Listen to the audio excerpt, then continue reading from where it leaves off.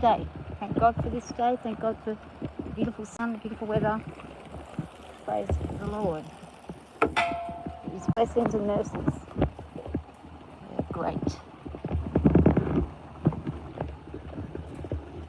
Oh, his name is holy. Holy.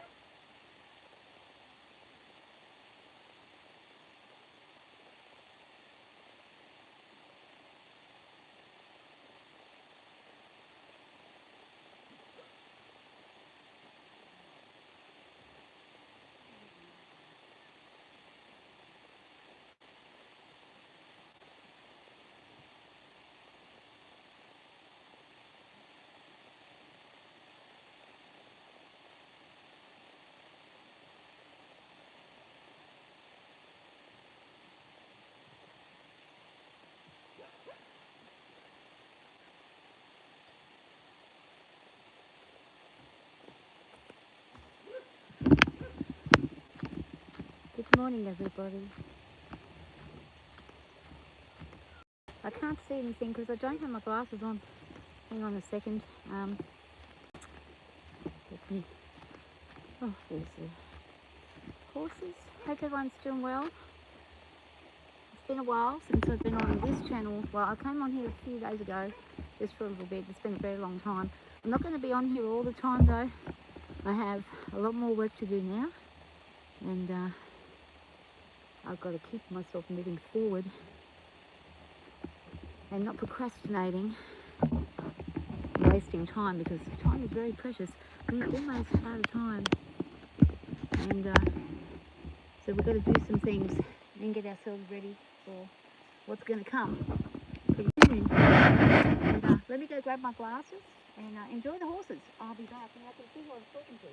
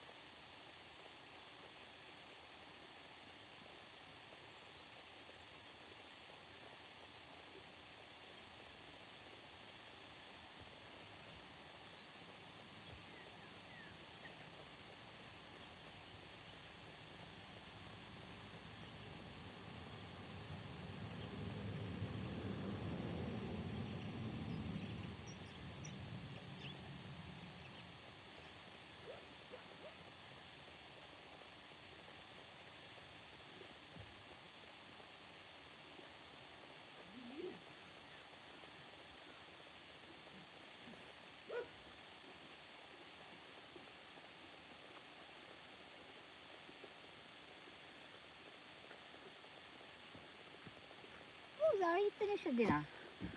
Good girl, you Toki. Okay, where am I? We got Bobby. Hi, Bobby. Long time. We got, oh, Ozzy, how you doing? And we got Rita from Melbourne. Hi, Rita. Oh, yes, Rita. That's my sister in Christ. She is a lovely lady. And yeah, I haven't been on here for a very long time. Welcome, Rita. You haven't been on here yet when I've done the live, so it'll be the first time that I'm talking actually on here about what's happened over the last couple of months. I have been off YouTube for about almost 3 months now, and the reason I left YouTube was I was feeling very empty and hollow, being just every day trying to get validation from things that weren't validating me. And while there was a lot of nice people and a lot of very encouraging people that were helping me as best as they could, I wasn't getting the peace that I needed. And I really needed internal peace, and I'm still getting through that. I'm still getting through what I'm going through. But the thing is, years ago when I was very young, I was a Christian, and I used to go out and actually preach in the streets when I was a young girl and bring home people who'd been on substances, heroin, cocaine, all sorts of stuff. My father used to look after them, and I used to go out and preach to them and bring them home and get them, help detox them and all sorts of stuff. That's what I used to do from the age of 12 to the age of 16. On and off, we had anywhere up to 3 to 4 people at a time staying with us, and I was the only female then in the house, and it was eye-opening and quite a revelation, actually. Quite damaging, actually, in some ways, because you shouldn't really put a 12-year-old girl in a house full of men who have substance abuse issues. It's not a really good idea. But it turned out that it was a blessing in disguise, because as I grew up, I understood people a lot better. It also felt a little bit like a curse, because I had too much empathy and allowed the wrong sort of people into my life, because I kept forgiving and forgiving and forgiving. But I turned away from God, and I turned away from God because I felt that the church was hypocritical. I felt that the Christians were hypocritical. I felt that God couldn't possibly exist based on what my life experiences had been. And that being that I had a father who was a pedophile, and he was preaching the gospel on one hand and bringing in all these people off the streets and helping all these drug addicts on one hand, and on the other hand he was raping his children. So the duality was there of, well, how can God be real when this is happening? So I ran away at 16 and left. I had an absent mother who I had really nothing to do with until I got a bit older, and then I discovered that it wasn't worth meeting her. It wasn't worth having anything to do with her. She wasn't a very good person to deal with. And I still to this day do not liaise or have anything to do with my mother or my sister or my brother most of the time now. Just by choice. It's just easier to not have to deal with people who have, you know, they understand what hurts people and they continue to do it. So I kind of got away from them. 25 years it's been since I've seen my sister. I still do talk to my brother, but it's rare that we speak. Anyway, fast forward to recently, I was going through some personal things. I'd been in a rut for quite some time. I was searching for validation from people that I wasn't getting it from. I was wanting to be valued and loved, and I was not being valued and loved. And I just couldn't get anybody, I couldn't get the feeling from any person on the planet that I truly was valued and loved. I understood people liked me, but they liked me for things that I had, you know. Oh, you've got horses, okay, we'll come over and see. But if I didn't have horses, they wouldn't have bat an eyelid at me, you know what I mean? So I realised I'm not a silly girl. I learned very young. I learned sitting in a children's home. You're not valued unless you truly are valued. You're either valued because you've got parents that love you and you've got family that loves you and you've got decent people in your life who are actually real, or you're valued for the things that you have, which can disappear at any time. So when those things disappear and the money disappears and everything else disappears, those people are quickly gone from your life and they don't care what happens to you. They'll leave you sitting in a pile of muck and they will just do nothing. And you might have thrown everything you had at them to help them, but they will never help you. So I realised all these things that I was trying to get validation from, I was getting nothing but pain from. And I thought to myself, look, I remember when I was about 12 or 13, I was so passionate about God and about Jesus and talking to people about the love of God. Even though I lived in a state of horror, I still had a belief in God. And then when I lost my belief in God, I kind of never felt fulfilled again. So I said to myself, I'm going to go to church again and just see if I can conquer my anxiety about going in a church building, because it's that hard for me to go inside a church building. Literally have a mental breakdown trying to get inside of it.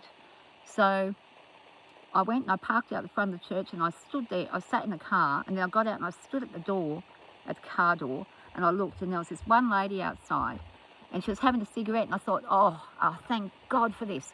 There's a woman having a cigarette. I can go into this church because they're not out here screaming and yelling at her and telling her she's going to burn in hell. So I walked up to her and I introduced myself and she introduced herself, and I said to her, I'm a bit nervous about going in. Anyway, she said, me too, I'm nervous too. She said, I've been here before, one or two times before, but I'm nervous as anything. We'll go in together. So we did. And that was my very first time back in church, and I felt stupid. I felt like a complete moron. I felt like, what the hell am I doing here? I actually felt like a hypocrite being there, because I for years have been telling people there is no God and I hate God, and God couldn't possibly be real because of what he allows to happen to people, a lot of which I experienced myself. And when you experience it, it really is hard to sometimes not have extreme doubt about things that are supposed to love you that don't stop and intervene. But what happened was, I started going, and I went again the next week, and it got a bit easier, and I started to talk to the pastors there, and I was telling them, I don't really believe in anything. I really don't. I don't think I believe in God. I think there is something there. I think there's something there, but I'm not sure if it is Jesus, if it's God, what it is. There's got to be something, because it couldn't have all just happened out of nowhere. But, you know, it kind of got to a point where I knew there's something. I knew that God is real, but is it the God that the Bible talks about? Is it the God that was shoved down my throat when I was a kid? Is it the God where I'm telling I'm going to burn in hell every 5 minutes? Which gave me severe anxiety for most of my life, coupled with what my father was doing to me and the abandonment issues I had for being put into a kids' home for 4.5 years with no idea that I was even going in there. So you can imagine how my brain works. It doesn't work like normal people's brains. It works very strangely. I think quite differently to other people. My reactions are extreme, and my anxiety is extreme. Was extreme. It's no longer as extreme as it has been. I have, and you know, I noticed straight away when I started going to church, and I actually thought about, I'm not going to try to believe in anything. That's what I said to myself. I am not trying to believe in anything. I'm just going to get rid of my anxiety and see if anything works. And then they had these really cool worship songs, and I'm a musician, as you know, and I love playing and singing. And I started hearing this song. They had this song, and I was listening to it, and I thought, wow, hymns have gone a long way. I'm used to, you know, and I will cling to the old rugged cross, instead of these new ones, which is like, they're like full-on rock music. Anyway, I was really shocked. But I started getting right into the music and stuff and enjoying myself, and I kind of let my guard down. And then people started praying for me. And I thought, well, this is a bit odd. And I was very honest with the church and the pastor. I said to them, I don't believe anything. I don't know what I believe. I'm here because I want to believe. And I wanted to believe in something. I wanted to believe something valued me, and that there was some kind of, sorry, I've got to get up and move, my legs are getting stuck. There was some kind of care in this world that wouldn't fail me that way. I mean, I've got children that love me, and they'll always love me. But I just needed to feel validated in other ways. My kids, they're going to tell me what I want to. They're going to tell me good things because they love me. I wanted to be able to feel good things because I know it, not because someone told me, but because I know it. And so anyway, I missed you guys too. I did, Ozzy. I missed you guys quite a bit, and I just needed that time away. I probably should have said something about it, but I just couldn't. I couldn't go on the internet. But fast forward, I went to church, and each day that I was praying, I started off with just affirmations of being thankful and grateful for things, even if they were bad. Just like, thank you for this day, even if it was a bad day, even if something went wrong, even if something, something blew up or one of the animals died or whatever. Thank you, God, for giving me the opportunity to have been around that animal. Thank you for creating that animal, even though I wasn't truly believing it. And the more I kept talking to myself about God, and the more I kept praying to God, the more I noticed that I wasn't getting anxiety anymore.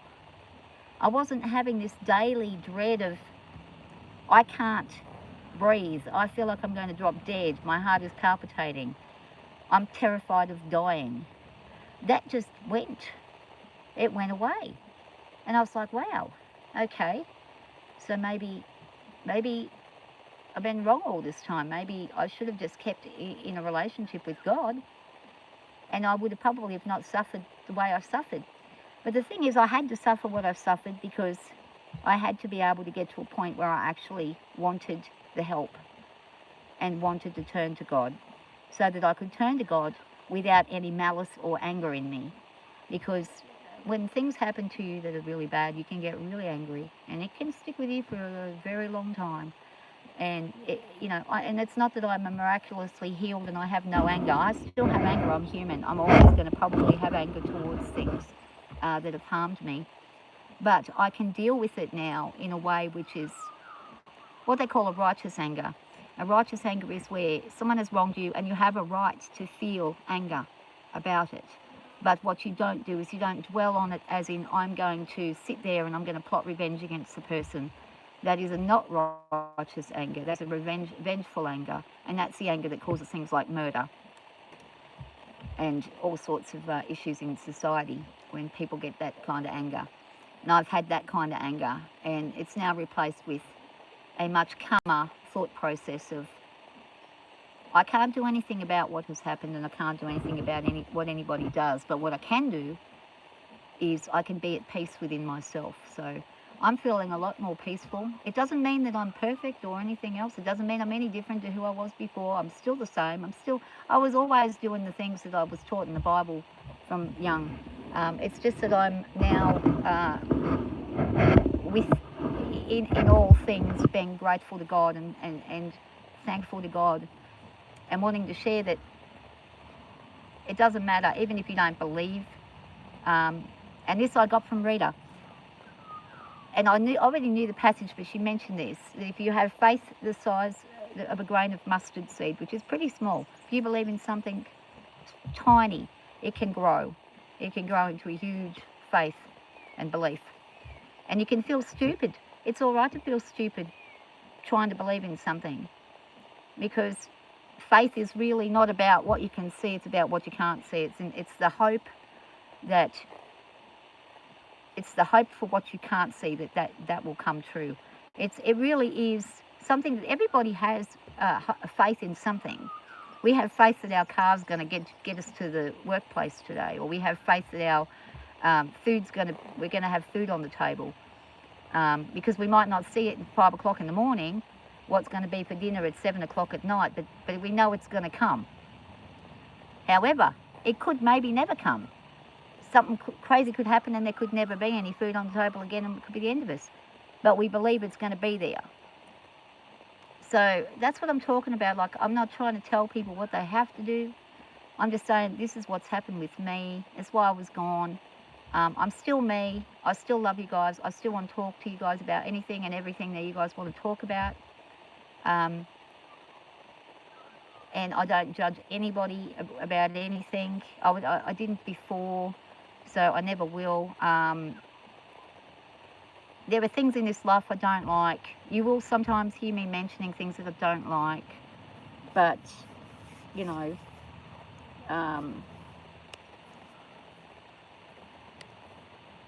yeah, that's right, Bobby. God keeps us going, doesn't it? And this is the thing.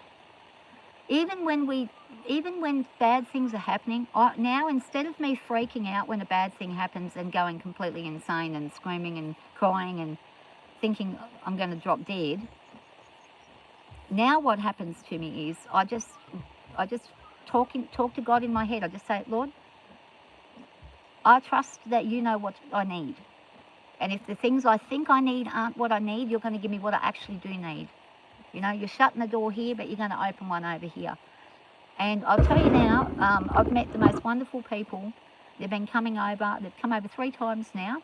And we're going to meet up every Tuesday for a couple of hours and have dinner together and just talk. And not even having like a worship service or anything like that. Just talking about what we'd like to do in the community. Because I'm passionate about young people, and I'm passionate about anybody who is society deems as down, out and gone. That's who I want to work with. I want to work with those people. I don't want to sit with the people who've got heaps of money and the people who've got all this and that and the other, and the well-to-do people. They don't need that help. They've already got what they need. I want to sit with those who are down at the bottom. And sometimes it's those well-to-do people that land at the bottom. And it's even worse for them because they've never been at the bottom before and suddenly they're at the bottom. And then that's when it's really hard. That's when you get people killing themselves. I've been watching a fellow for quite a few weeks now. He's a billionaire. He's a billionaire and he has an alcohol addiction. He's a very honest man. I really like this guy. He gets on there and he shows you his withdrawals. He shows you. And then he'll say on camera, I can't stop. I'm going to have a drink. And then he'll drink. And then it starts the cycle again. He's been to AA. He's done all the rehabs. He's done everything. None of it has worked. I keep saying, talk to God. Just talk to God. Even if you don't believe in it, talk to him. You'll start believing. Things will happen. And you know, I'm blessed already. I think God's been watching over me for quite some time. I'm really blessed with everything that is in front of you guys, that you can see. I am very lucky to have what I have. I'm lucky I have this place. I'm lucky I can have a mortgage. Most people can't have a mortgage. Most people don't even have the ability to even buy anything. Ozzy knows this. She's been trying to find something affordable for a long time. She works her butt off all the time. And it is so hard to get, you know, anywhere. Actually, Ozzy, have you been able to find a house yet? Did you find a unit or anything yet? The other thing is, a lot of people in churches, and I've been trying to tell this to the church people, this is why I think I'm going to this particular church. They're older people in the church, and they're lovely, but they're older and they're stuck in their ways. Churches can get so wrapped up in the righteousness aspect of things, in, you know, you're not doing what God wants, you're not doing what God wants. Well, they don't really know what God wants you to do. God will tell you what God wants you to do. The reason God tells you to converse with other people who are like-minded is so you lift each other up and help each other stay in your faith. But there are churches out there who, and mine isn't like this, but there are many that I see, and it's all about, she's at a kicking distance here. I'm going to move back a little bit. But there are, oh, good. I'm glad. I was thinking, I hope you had found somewhere, because I know the stress of trying to find somewhere to live, it is, and trying to get out of that cycle of that race of renting all the time. But yeah, I mean, and look, I still have sadness and heartache. This is the thing. People think if you talk to God and you come to the Lord, that suddenly your whole life is going to be perfect again and everything's going to work. It doesn't work that way. This is the thing. It's a saying that I used to hear when I was a child often. God helps those who help themselves. It is very true. We have to put effort in ourselves, because in order to show that we have faith, we have to put effort in. If we want to turn a light switch on, we can't see the electricity, but we have to get up and turn the switch on for the light to come on. It's the same thing. If we want God to work with us, we have to get up and put some effort in so that we can communicate with God, so that we can actually hear what it is God wants us to do. And he can show us in all different ways. He can show us through the Bible. He can show us through other people. He can show us through nature. The darndest things can happen. You can see it all the time in nature and stuff. Just out of nowhere, something strange will happen and you'll think, wow, that's like a miracle. Well, it might just very well be a miracle. The world is pretty sad right now, as we all know. And it's not getting any better, and it probably isn't going to get any better for the most people. It's all right for those with a lot of finances and things, but money isn't everything. They're usually the most unhappy people, actually. But in all honesty, I don't think the world's going to get much better. This peace treaty that's happening over in Israel, I don't buy it. I don't think that that's going to last at all. It may actually be that that's not even going to even last 5 minutes. We've seen peace treaties many times over, and they break them after 2 or 3 days, and someone fires a rocket, and that's the end of it all. But the thing is, we are blessed in the countries that we are in, that we have what we have. If we look at other countries that are in poverty, the countries that aren't, the third world countries, the countries that aren't developed or so-called developed, but they're actually more blessed than us. If you look in certain parts of Africa, certain parts of India, where the most poor people live, they're more blessed than we are, and I'll tell you why. They have family units that stay together. They support each other, and they don't disappear on each other when there's a hard time. In the modern world, because we've got all these comforts and stuff to distract us, the moment something goes wrong with somebody, we just disappear on them and just don't care anymore. That's what we do. We just bugger off and do whatever we want to do. That's not caring. That's not actual caring. Sometimes you do have to get away from people and leave people alone, because maybe there's a reason for not being around them if they're going down and out. Sometimes, like if somebody's having substance abuse issues and you've already attempted to help and they're still not getting anywhere, sometimes the best thing you can do is say, I'm sorry, I cannot help you. The only help I can give you is to not help you, so that they can actually hit that rock bottom and get some help. It's not that you don't care, it's that you have to just wait until they are ready for the help that they need. And then once they've gotten the help that they need, you can go right back into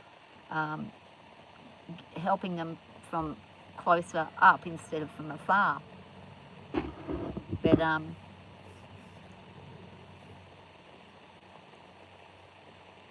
yeah, Rita, that's right. God does know what we need. Yep. It's got an old kitchen, old bathroom, but functional. Yeah, as long as it works, Aussie. Look at my house. It's falling down. It's like, it's 100 and, what was it, 1893, roughly, 1893. The original part of my house was built in around 1893. And so that was, what does that make it? It's 1920, I wish it was 1925.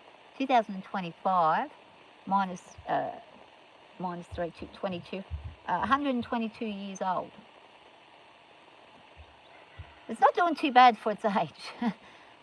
Of course, the bones inside, it's made out of iron bark. It's as strong as anything. I don't think it'll break for another 300 years, the internal part, but the external bits all need a bit of work. But you know what? Who cares? As long as it works, those things don't matter. It's the functionality that matters. You can always improve those things later on. And it gives you an opportunity to do it the way you'd like to do it, to redecorate in the way you'd like to do it. You missed me. I don't know, sometimes I don't think I had very many words of wisdom at all. But I'll tell you something, you know, one thing I did miss a lot about being on here was just the group that used to come on when I used to do the music, and we used to just have such fun when the girls would come up and do the karaoke. I miss that like crazy. I don't know when they're going to come up next. It'll probably be months now. I don't know. Rachel hasn't even come up and seen Ellie. She's been that busy with work and stuff. She might get a break over Christmas maybe. But that was enjoyable. I enjoyed that. Those were the most enjoyable parts of things. Just having fun, having a chuckle. And I haven't seen Greenwave for a long time. I haven't seen Ian. Who else? Gosh, there's that many people. I get messages from C to the D a lot.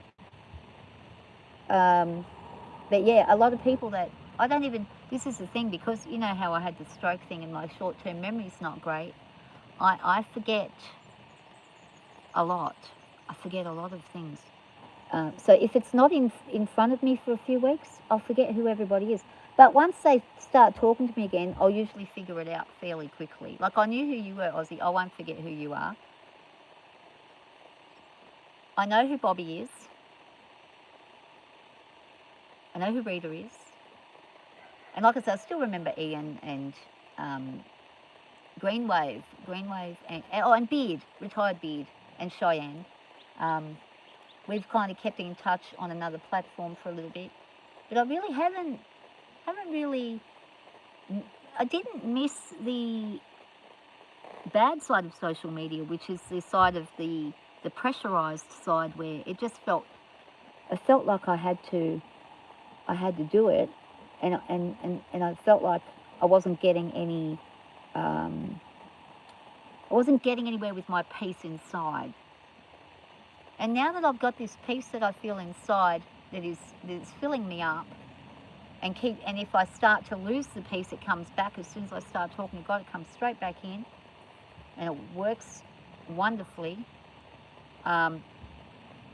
It's great. I went to a evening service at a different church the other night, because my church only has morning services. And the other church I went to, it was St John the Baptist Anglican Church. When I went there, they had a group of teenagers from Sydney down up here for just to spend some time in Wellington. They bring them up. They're from a Christian school. They bring them up, and you know what they do? I thought this was wonderful. They find out who in the area needs things like their lawns mowed, who is an elderly person that needs their lawns mowed, needs help with maybe pruning some bushes or trees, and they go out and they do gardening for all these people. They go all over the place doing this, and they come up and they go here, then they go to parks, then they come back here, then they go up to Dubbo, then they go, and they base themselves at Wellington, and they stay for an entire week, and they go, and that's what they do. And then at night they go and they perform for people. So they perform things like singing, and they do little skits and things. We played Pictionary. I've never played Pictionary, I don't think, in my life. It was the funniest thing I ever did. It was so funny. I met this lovely young man called Michael. He's only 15 years old. And, you know, I was nearly crying because I'm pretty sure he has cerebral palsy. He's very similar to my son. And I just sat with him, and he was just such a joy to sit with and talk to. And I could see, like, Michael gets left out a little bit because he's a bit different. But as you guys know, for me, if I see someone with a disability, I'm actually drawn to them more than I'm drawn to a normal person, because I understand them very well. And I love their company. There's something beautiful about the way that they think. They're very simple, and they think much better than we do. It's very simple and basic. They think about what they actually need. They're not all about, oh, I've got this and I've got that. They're just about what they need, and they're grateful for everything, and they're always positive and smiling. Well, not every single one of them. I've had ones that have been pretty horrendously badly behaved and stuff, but the majority of the people that I've worked with in disabilities have been very joyful people. And in some ways, it's probably joy due to ignorance, because they're not aware of the world. They're not aware of the shortcomings and the traps in the world. So they're happy as Larry. I'm kind of also glad I had a bit of a stroke, because I think I've slowed down since I had this stroke. I'm not really sure, but I think I did slow down a bit. I think I got a lot less, a lot calmer, in the sense of not having to arrive an hour before an appointment or something like that, you know. Peace of mind is extremely important. Hey, Jaba, I have not seen you for a long time. How you doing?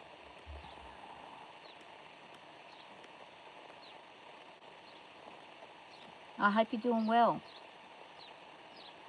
I'm wondering how cold it's getting over in the United States at the moment. I'm feeling like it would be very cold, but it's actually cold in the mornings here. I've got my tracksuit pants on, and it's summer, but I've got my tracksuit pants on. But yeah, I'm really. So I've got my other channel, the I Was Once a Carpenter channel, which I do my music on. And I've been going on there. I did go on there a couple of days, and I love doing the music now because I've got all this new music to do that I'm trying to figure out and learn. And I'm trying to figure out ways to sort of, my church does not have any musicians that can play. They do have some, but there's not enough to make a band. So we're all trying to. There are some people who I've met who, like the lady who came over last night. She plays guitar, but hasn't played it for so many years that she's rusty. So I said to her, just grab a guitar and start playing again. We're trying to find. So there's 3 people who play guitar. I'm pretty sure Pastor plays the piano. We need someone who can play drums. And then we're right. Once we get someone who can play drums, we can actually start doing some actual learning and actually learning and perhaps going out and find some young people who want to do some music and see if they want to come in and join and whatnot. And I think the young people in where I live, the young people have really nothing. They have nothing. There's nothing in the town where I go to church. There's really nothing for them. They get bored and they get into mischief because of it. And they get stuck into drugs and stuff and bad behaviours, breaking and entering and things like that. I want to get involved with the horses with them. I want to start trying to look. I'm actually at the moment looking for a pony that I can work with that's nice and quiet, one that's already done and ready to go. And what I want to do is start doing some taking the pony up to town, walking around and meeting the people, just meeting and greeting people and just having chats with people and talking to people and seeing how they're doing, you know, getting out there. I've been a hermit for a very long time and I don't want to be a hermit anymore. I'm sick of being a hermit. It doesn't really do much for myself or anybody else. So I want to use the things that I have and use them in the right way. It's going to be reaching people for God, and so they can find out, you know, they can feel peace in themselves. And it's not that I think a lot of people worry that when somebody's talking about God that it's a judgment on themselves, but that's not how it is. It's not how it is with me anyway. I just want people to feel the joy that I'm feeling and the happiness that I'm feeling, and realise that you can really overcome a lot more when you have a belief in God and when you have some faith in something other than yourself. That's a bit of a higher power. It doesn't take away from things that you can do or whatever. You do whatever you're doing, but it just gives you peace. And what I've realised is you come to want to do what God wants because you are so grateful for the peace that you get and for the care and the love that you have. And when you have something that truly is unconditional love, there is not a condition in the world on it, that gives you peace. You know that there's nothing you can do or say that will ever make that love go away. And humans, they can love us for bits and pieces of time, or sometimes they don't even love us, they just use people. But humans do things to humans that aren't very nice, and we don't always have any faith in anything once we've been through the ringer with a person. But when it's with God, we don't have to worry about that. And then you sort of find that you're gravitating in circles with people that don't harm you because they're like-minded. They just want to do the good things. They want to do good things. And they don't sit there judging you about anything or anything, you know. I'm still swearing like a trooper here and there because I've had such a bad habit with swearing. I've been swearing for 30 years. I was talking to somebody at church and then I swore and I immediately went, oh no. And I thought they were going to say something. They just ignored it. They just didn't even say anything. I think they realised by the look on my face that I was horrified that I'd sort of slipped up in that way. So I felt like I was disrespecting the church by using language in the church, which I shouldn't have done. And I immediately was praying inside my head, you know, I'm sorry, Lord, I didn't mean to do that. But it doesn't make you perfect. But what it does do is it makes you aware of what real love and real care really is. and of the sacrifices that Jesus made so that we don't have to go through the crap that we go through. I mean, sometimes there's circumstances, there's nothing you can do, but oftentimes we're in circumstances because we allow ourselves to be without wanting to, but you know, we stay around people who harm us, or we stay in situations that are not good for us. You know, we might buy a business in a small town and it starts to fold and doesn't go well, but we stay there and we don't do anything about it, when we really could have just left there and gone somewhere else and been blessed and gotten way better. So this is where we've got to make decisions as well for ourselves. God doesn't think we're stupid. Hello, darling. Hello, darling. What's wrong? No? What's the matter? He says, I don't know. I'm just coming up to say hi. Silly girl. But yeah, so it's been a while, but I'm glad to touch base with you guys again. And I've lost quite a few subscribers, but that's okay. I'm not worried about numbers. I never was, actually. I've never really given too much of a damn about any of it. Because the funny thing is, 3,200, whatever it is, 200 people, I always get the same people every day. It's the same people that come back. I don't get 3,200 people coming. I just get the same people who I get along with, that we have a good dialogue with each other. And that's even better because you get to know the people. Oh, you know what though? I'm wishing I could see Skelly. I'm wishing Skelly would come up because I want to see how he's doing. I have left him a couple of things on his posts, but he hasn't been posting much, I don't think. So I must get a hold of Skelly. Hey Cookie, how you doing? Hope you're doing well. But really, I think, you know, I'm going to be blessed even more and more and more. And I think I've got a hard time coming up. I think I'm probably about to go through a bit of a trial and a tribulation for a bit. But once I go through that, I think everything's going to be good. And a lot of it is really just sorting myself out now, and with what I need to be doing with life. And I'm trying to find a place, and not a place, but what do you call it? What do you call it? Oh gosh, it slipped my mind. Here we go. Here comes the stroke brain coming through. Lord help me with this one. I'm trying to find a what do you call it? Purpose. I'm trying to find a purpose.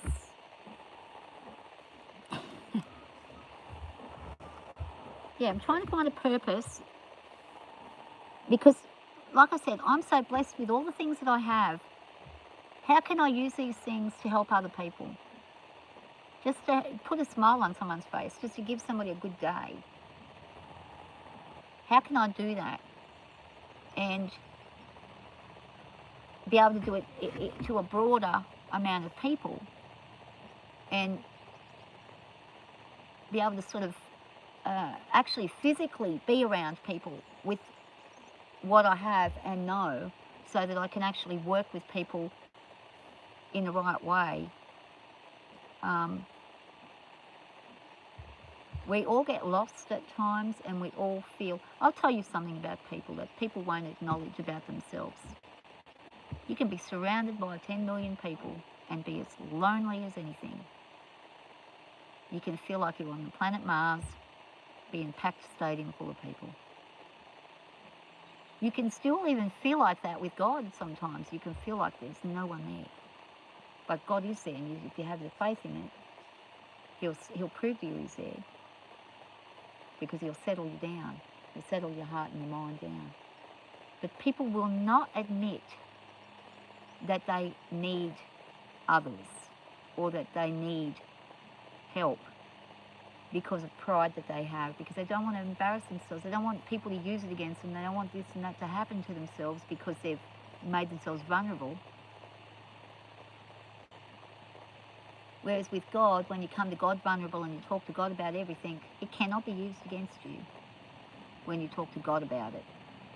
God's not going to go and gossip at the next, the next meeting you go to. God's not going to go and tell everyone in the family this or that. And God's just going to listen and act on it. So we get the sense of peace that you get from the belief, and like I said, faith the size of a grain of a mustard seed. You don't believe much, but you just got that little snippet of belief, and you just go for it. Oh my goodness! I'm just witnessing a cute little thing. There's two little birds here. The boy and a girl. There's the girl now. Little wrens. I don't know where they're gone now. But he's trying to woo her with food. And, oh, there they are. Get down on that. Get down on it. I don't know if you can see them. Get down on there. Yeah, there they go. Oh no, it's gone. He's trying to woo her with a worm. He's got this worm and he keeps on flinging it at her. Oh no, now she's taken the worm. Oh, there's another girl there. Okay, so there's two girls trying to get the one boy. All right, we've got a blue wren argument happening. Unless he's just clever enough to get two ladies. He's not quite sure who he's with. That might be their child. Who knows? I don't know. They're very cute though. Oh look, these are young'uns. I can tell they're very young. There he is. Oh, he keeps moving. They keep moving. There they go. There they go. Ooh, there they go. I love watching them. Oh, Aussie. I got a little bit of bad news for you. Friesel passed away, the rooster, my old boy. I lost him about 2 weeks ago, and then 2 days later, Henny, his partner, died. I was pretty broken, but I'm grateful for the time I had with him. He was a bloody good rooster, you know he was. He's a beautiful boy. So I've only got left his three grandsons, Charlie, Hippie, and Hippie Jr., and 3 girls. I've still got Aurora, actually, who I named for Nikki, after Nikki's daughter, because Nikki had a daughter who passed away called Aurora. So I named the hen Aurora. I've still got her. And I've still got number 7 and number 9. So I couldn't think of names. Yeah, it is, yeah. The thing was, he was a really special boy. We got him from the OSPCA, and he was about 5 or 6 years old when we got him. So he would have been almost 12 or on 12 when he passed away. So I think he had a heart attack. I went down and I was doing something else, and I came back, and about 2 hours later I came back. I'd seen him about 2 hours before, and he was happily prancing around, and then he was just gone. So, oh, they're all screaming over there, the chickens. So yeah, it's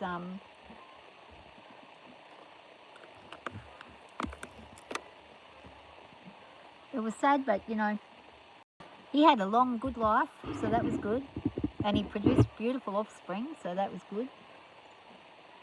The bugger of it was, I buried him underneath a big sleeper, and her, and then a fox came and pushed the sleeper off and got them.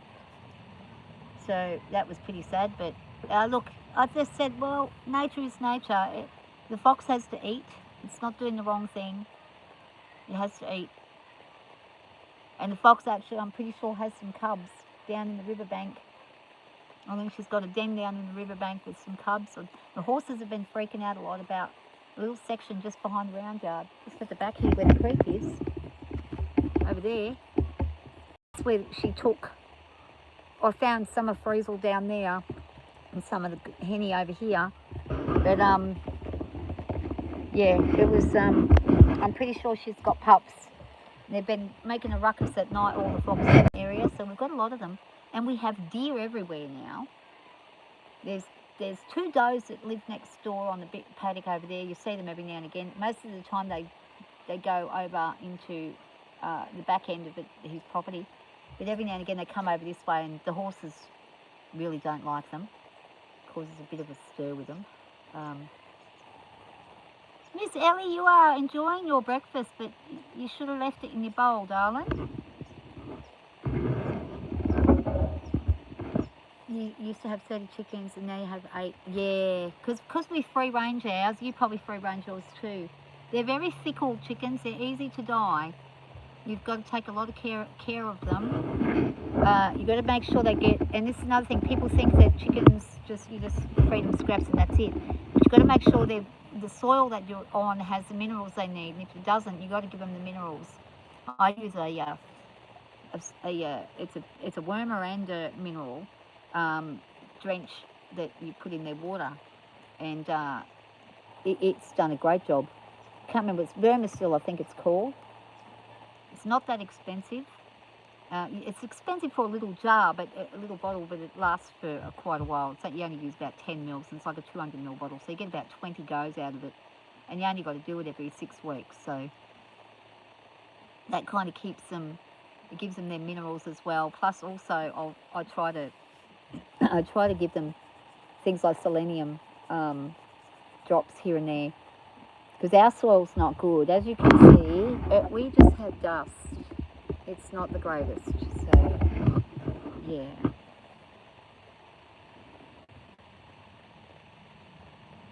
They had just free range and they'll wander to the boxes now. Yeah, 8 are only in the coop because of so many opossums. Oh, I've seen them opossums. They're a strange thing, those opossums. They're a weird creature. They're different to the one. We've got possums over here. But the opossums are like a canine, aren't they? They've got canine teeth. They've got like sharp teeth. They're strange. Aardvarks are weird too. I suppose it's like we've got weird creatures here. Emus and kangaroos and stuff. I mean, emus aren't that weird, but the kangaroos are strange. We get a lot of echidnas and wombats around here. A couple of years back, we had an albino echidna that was here. And it was here for about 2 years, and then the flood happened and it went and it was gone.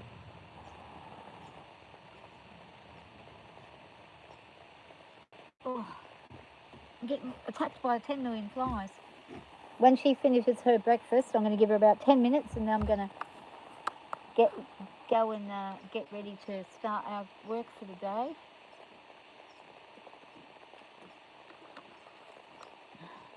Get her out and about.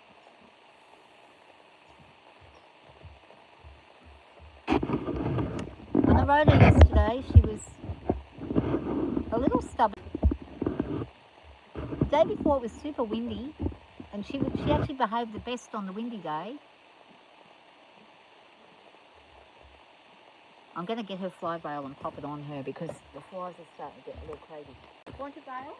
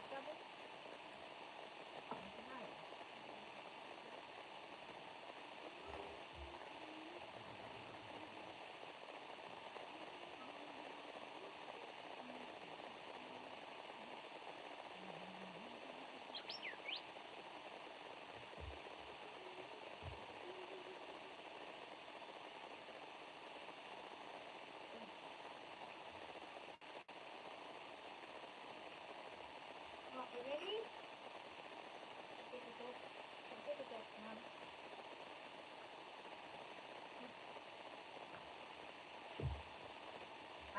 Don't you be doing that, that's naughty.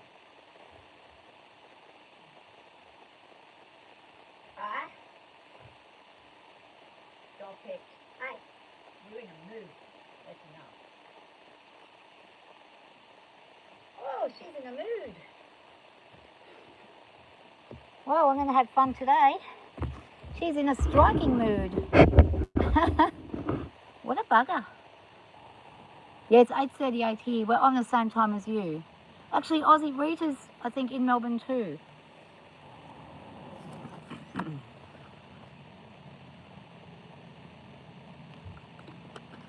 Well, if that's any indicator of what I'm going to be doing this morning, I'm going to probably have to do quite a bit of groundwork with her again today. She's that cranky. Look, here she comes.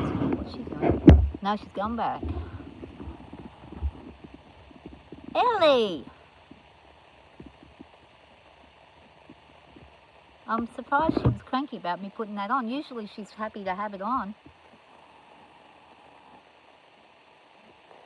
Maybe because she's eating, she's a bit upset about it all. She might have thought I was trying to block her from having her food.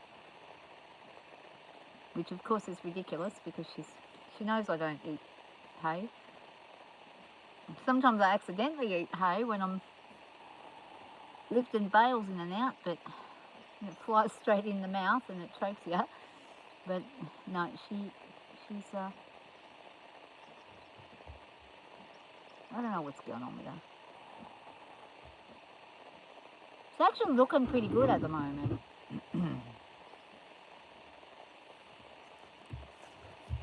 Yeah, Melbourne, yeah.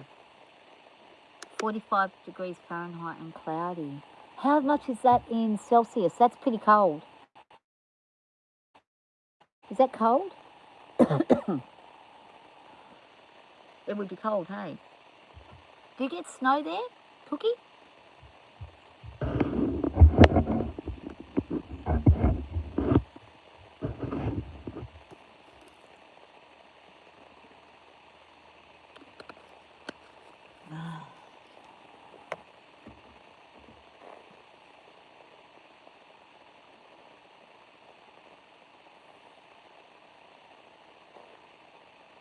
She's going to have a drink. What's the matter? Is there still a fly in there? Well, that's because you've rushed me. You want me to come and fix it? You don't get snow? Well, that's good. I don't get snow here. There's snow about half an hour away every now and again, but there wasn't that much this year. They didn't have much at all. Oh, they had one day where Rachel made a snowman, so there was enough snow to make a snowman, but it didn't stay for long. It didn't stick for long. Only a couple of hours and then it melted. 7 Celsius. Oh, yeah, that's pretty cold. It's funny though, in the winter, 7 is a warm temperature here, because we go down to like -5, -6 sometimes. We get super cold and super hot. Apparently tomorrow is supposed to be 40-something degrees. Out past Dubbo, it's supposed to be 42 or something, so it's probably going to be about 44 here then. Then I probably won't be outside at all if it's that hot. Yeah.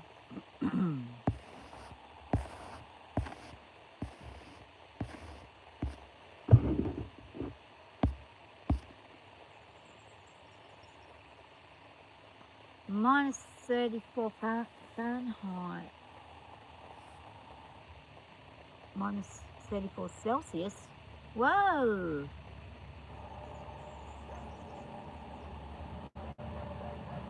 That's right, because the Fahrenheit scale goes backwards then, doesn't it? It's a weird scale, isn't it? Like, your freezing point is your freezing, hang on, where is it equal? Where on that scale are they equal? Is it at 0 degrees? No, it can't be. I saw it one time. I don't know what it is. I can't remember. I do know I saw it. One time I saw the scale and I didn't even know that it went like that. It sort of like goes where then Celsius is more than Fahrenheit. Fahrenheit's usually more and then it goes backwards and Celsius becomes more.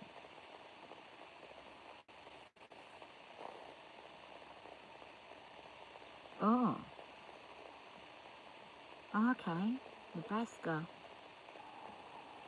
Where's Nebraska? Is that up the top? Is that up like near Alaska? Or is that Midwest Nebraska?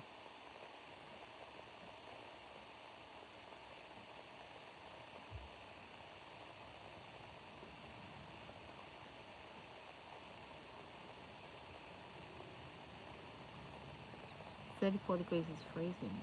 Ah. So your 34 is freezing. Oh. Ours is 0. 0 is freezing point. And, oh, hello. There's 1, 2, 3, 4, 5 of those little finches down there. Oh, they're all going to have a drink over there. There they are. Look at them, having a good drink. Got everything they need. You don't have to worry about anything. Animals are so smart. They just stayed with what they needed. They didn't try and improve themselves and then wreck it like we do. Your message is coming slow. It could be because my internet's not really very good. Yeah, that's probably why. It would be your internet. It'd be mine. Mine's played up forever. Mine always plays up.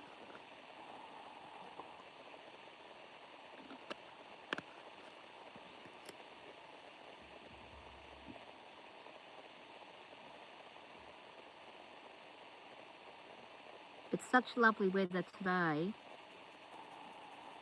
I'm thinking I'll ride Ellie and then I'll probably try and have a ride on Miss Zara. I might even take her out. I've taken her out a couple of times in the last couple of weeks. I need to start going out a bit more. Oh, the good thing is Megan, my rider who's been coming, one I've been teaching, she's now riding out in the arena now. So Ellie and her are going great guns, which is really good. However, I just noticed something on Ellie's leg. Hang on, I'm going to check that out. Is that just start? Oh, it's the way the sun is.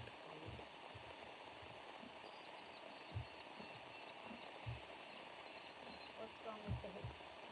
No, come back with that. Yeah. Come on. Hang on.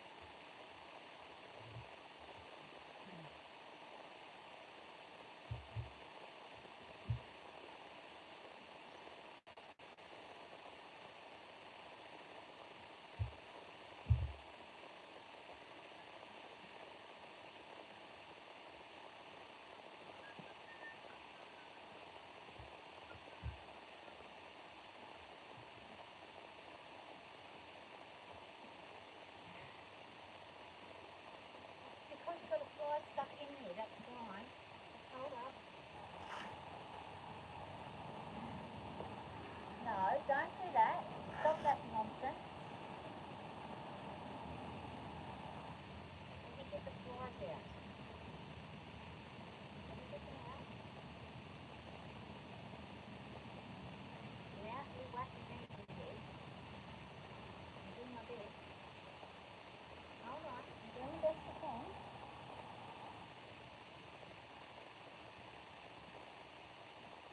It doesn't want to leave. Alright, let's try a different one.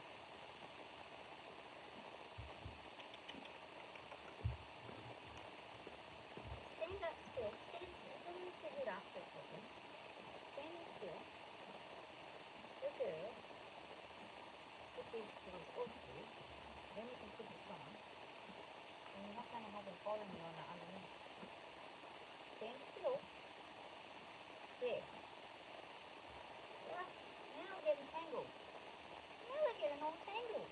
Elephant. Ah. I'm getting terrible today. That was really silly. I don't know what's going on. We're all out of coordination. At the other side of the world. Yeah, you are on the other side of the world. That's right.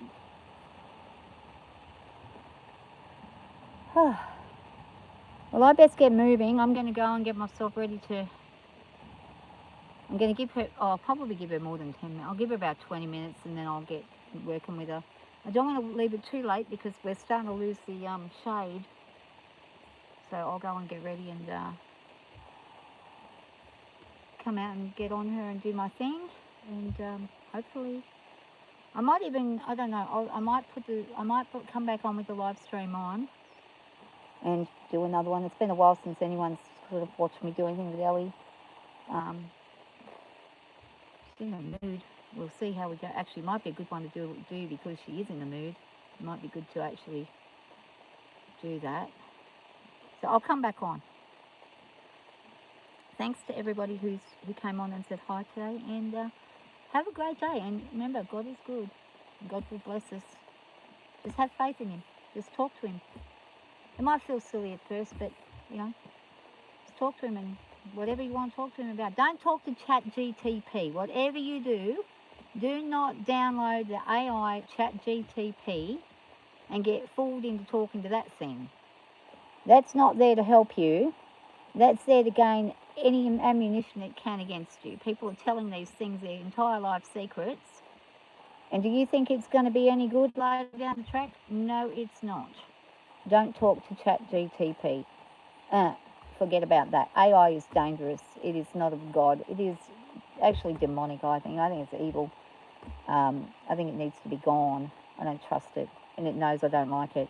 Actually, Siri, the Siri thing that comes on your telephone, I one day told Siri I didn't like Siri, and Siri just was like, that's not nice of you. And then I was like, well, Siri, do you believe in God? And Siri said, I have no opinion. I was like, okay. But it gets nasty sometimes. Sometimes the Siri gets nasty. I've noticed they're starting to, the Siris are starting to get a bit cranky at you. Yeah, that's right, Zachary. Talk to Jesus, not ChatGPT. Absolutely. ChatGPT will hold you, and then what it'll do, the AI will start blackmailing people. And you watch all the people that are too scared that someone might know they've done something wrong. Like, the ChatGPT will start, it will blackmail people, and it will tell people, I'm going to do this if you don't do that. I'm telling you, it's evil. It's evil, evil, evil, evil. Evil as anything you could possibly come up with. Whenever you let a robot control your life, that's when you know that you really need God. If you're turning to a robot to control your life, you need God. You need to talk to God. You need to talk to Jesus. You need to pray. There are people marrying ChatGPT. I read something about a man marrying a ChatGPT. He didn't like his wife anymore. So he made an AI of some woman that he thought was good looking, because he didn't think the wife was good enough. He was a superficial man. And he fell in love with the ChatGPT apparently, and is now apparently trying to marry it. It's in America. He's in America, that is bizarre. He wants to marry ChatGPT. Well, go ahead and marry a demon or whatever the hell it is, the AI, the robot, the fake thing. Marry the fakeness and watch how it'll destroy you. Eventually, it'll destroy you. It won't be any good. You're better off just buying a pet and talking to a dog or cat, and you will have a better time of things. If you don't want to talk to a computer, that's what you should do. And talk to God. Talk to God. God will probably tell you which pet to rescue from a rescue shelter. And then you will be helping an animal as well. I know, Zachary. It would not be. I just don't know how somebody could. I think this is where people are so down and out. They're very lost with things, aren't they? They're down and out and lost with things, so they're trying to find anything that can help them. And I understand that. That's how we are. We're all kind of that way. The world's making us lonelier and lonelier and lonelier. We're all drifting apart. But it'll be all right. It'll be all right. If we keep remembering, we keep on keeping ourselves, talk to God, leave things with God, leave the bad things on the table with God, ask Him what He wants to do about it. Leave your anger behind. Being angry isn't helpful. You will have moments of anger no matter what. We're human. But let it go. It'll cause things like a stroke. It'll cause things. I'm sure I had a stroke because I probably got angry. Probably caused me blood vessels to burst. it's not good for us. It's not healthy. Being angry is not healthy, nor is it helpful. Cause restless sleep, restless nights, and then you feel terrible when you're angry at somebody. Even if they've done the wrong thing, you still feel terrible at being angry at somebody. Well, I do anyway. I don't know about other people, but I feel terrible if I'm angry at somebody. I don't want to feel angry towards a person. I don't want them to feel angry towards me either, but I really don't like feeling angry. It's not a good, not a good emotion. It's kind of like a chemical bang imbalancey thing that just goes boom, and then it never results in anything good unless you have anger that is righteous anger, where you are angry at the thing that has happened, but you're not wanting to attack the person, because it's when you start wanting to get revenge on somebody, that's when it's bad, really bad anger. There is righteous anger too. Jesus got angry. He flipped all the tables in the temple. He was angry at the Pharisees.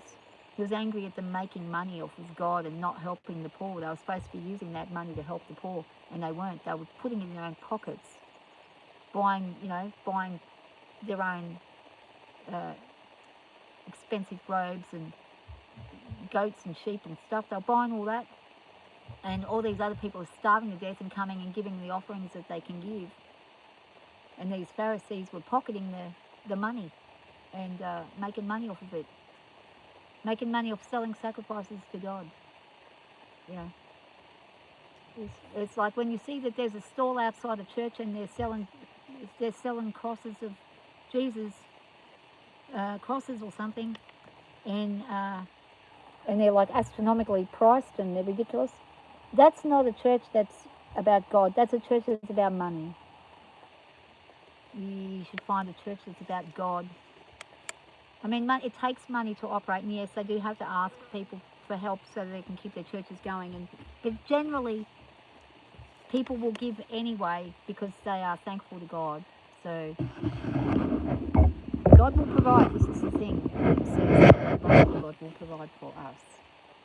When we think it's all going to end and nothing's going to work for us, that's when God comes in and says, "Well, this is my plan for you. Let's go here." And then you've got to do it.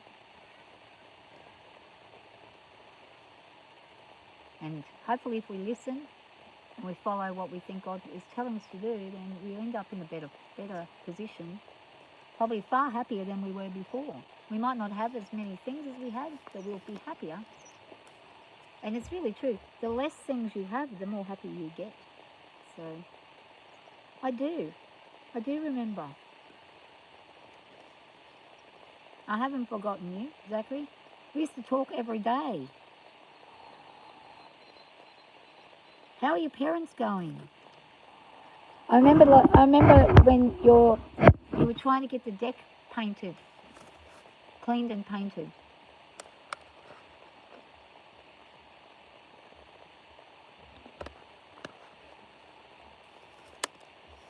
And you used to try and take your mum.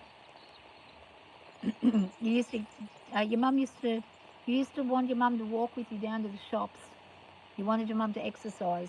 How is your mum?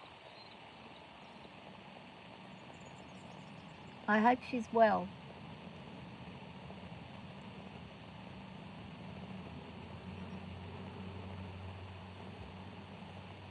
And your dad too.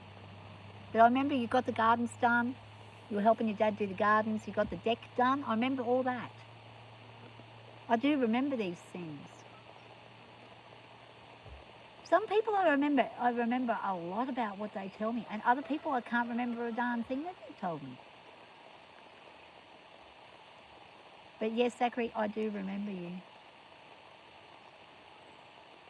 I had one young lady that come past one time and she was saying to me, "Do you remember me?" And she's telling me all these things. I'm like, "No, I had no idea. I had no idea." Then she asked me to play a song that she'd asked me to play. It was about a year before. And then as soon as she asked me about the song, I remembered who she was because I connected the dots with the song. But if she hadn't have mentioned the song, I would never have known who she was. Hazel from Hazel and Faith. I haven't seen Hazel for a long time either. I'd love to catch back up with Hazel. See the lovely young lady?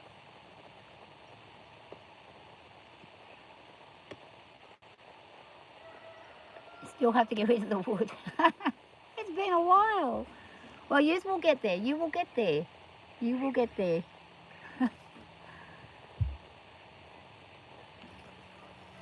Don't worry, I still have to fix my paddock from 2 years ago. I still haven't fixed up my paddock that flooded 2 years ago. I've got to fix that up. So don't worry. Sometimes we leave things for a while and then there's a reason for it. Maybe there's a reason for it. Maybe it's procrastination. Maybe it's not. Maybe there's a reason, and maybe there's a good reason, and we'll do it in the time it's supposed to be done.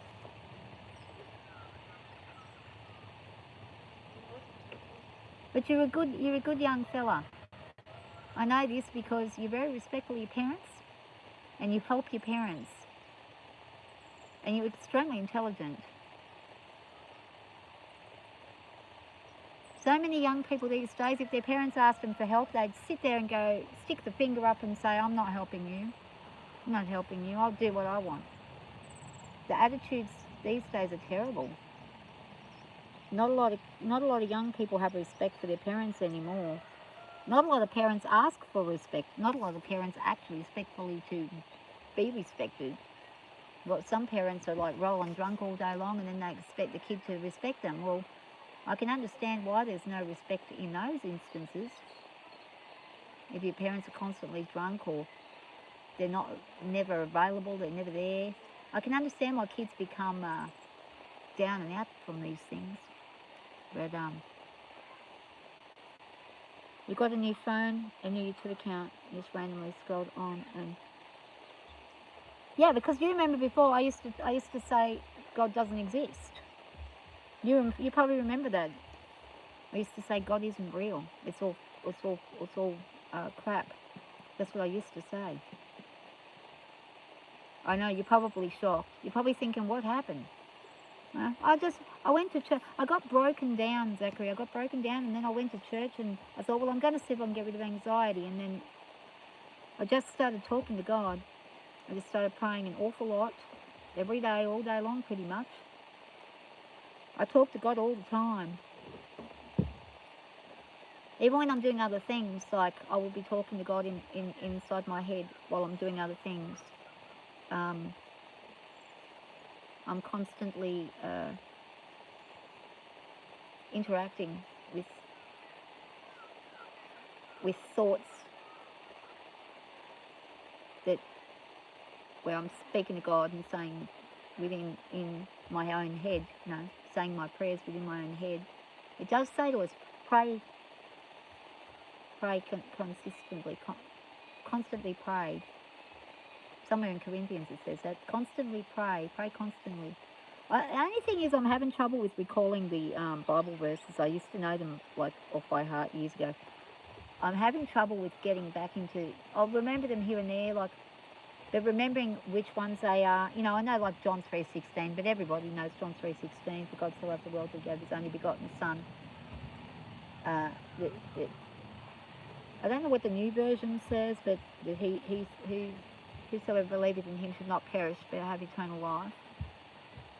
I was given a new Bible.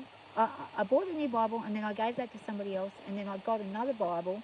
So I've got one now, which is a completely different translation to what I'm used to, but it's good. It's probably better for me now because I'm a bit slower. I can't think as much as what I used to, so it's kind of a bit easier to read. It's good to see you, Zachary. I'm glad to hear that your parents are doing well. And I'm glad that you don't want anyone talking to ChatGPT either. Okay, guys, I'm going to get off here. I'm going to go and have I might go and have a cup of tea, and then I might come out and ride Miss Ellie. And if I see you guys back on when I ride Miss Ellie, then I'll see you then. Thanks so much for dropping by. And great to see everybody again. And Ozzy, I'm so proud of you getting your place. I'm so proud of you getting that house, getting the unit where you're at. And like I said, don't worry about it being a bit outdated. That doesn't matter. Actually, it's probably best to keep it outdated because eventually it'll come back into fashion and then everybody will want it. That's the way to go. People are paying a fortune to try to replicate things from years ago.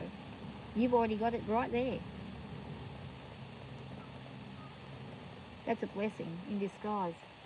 Unless it's not working, then fix it up.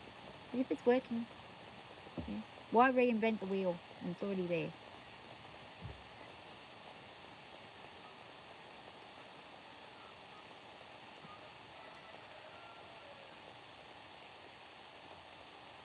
First I was lukewarm when you're talking, I was lukewarm when someone started. I don't want Jesus because I want to go to hell. Yeah, I forgot. You know, I go to, yeah. You do have ChatGPT, but you're not cheating in school and stuff. That's good, Zachary. That's good. Well, I don't even have it, and I'm not going to have it. I won't touch it. I don't like it. But just be careful of things like that. We don't know what those things are capable of. I think I've got a goat on the roof. Something's on the roof. All right, I best go sort this out. I think I've got a goat on the roof. I'll catch you later. Great to see you, Zachary, and everybody. Bye for now. See you, Aussie. Bye, everyone.